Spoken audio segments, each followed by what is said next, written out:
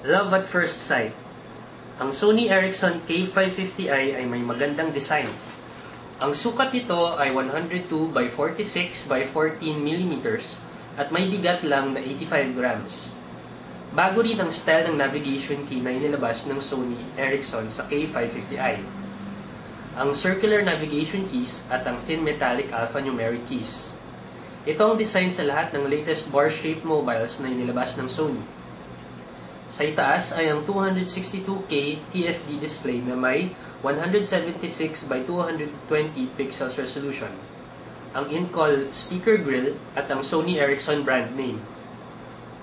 Ang display din mismo ay may silver rim na nakakadagdag sa stylishness ng design. Sa ibaba ng display ay ang navigation keys na may silver metal finish. Sa kaliwang bahagi ay ang dual volume key at ang regular fast port para sa pag-connect ng headset, charger, at data cable. Ang port na ito ay siya ring regular port na ginagamit ng Sony Ericsson sa mga handphones nito. Ang ilalim na bahagi ng phone ay medyo empty looking. Ang ibabaw na bahagi ay na-occupy ng on or off key at infrared port. Sa right side naman ng device ay ang camera shutter key at ang dual volume key na may double purpose para sa zooming in and out habang kumukuha ng picture or video. At ang dalawang maliit na sliders para sa battery cover lock. Kung babalik rin natin ito, makikita ang active lens cover. Kapag in-slide, ma-activate automatically ang camera interface. Hindi lang yan ang tinatakpan ng cover nito. Tinatakpan din ito ang self-portrait mirror.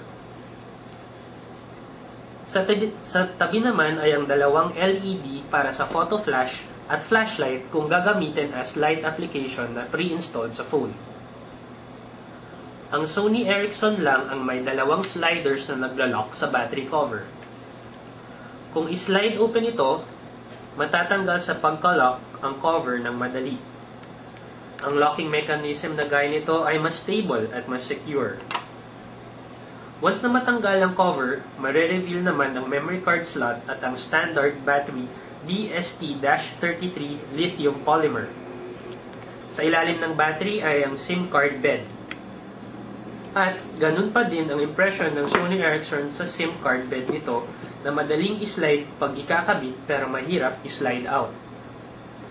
Generally, satisfied naman ang i-review sa design at construction ng Sony Ericsson K550i.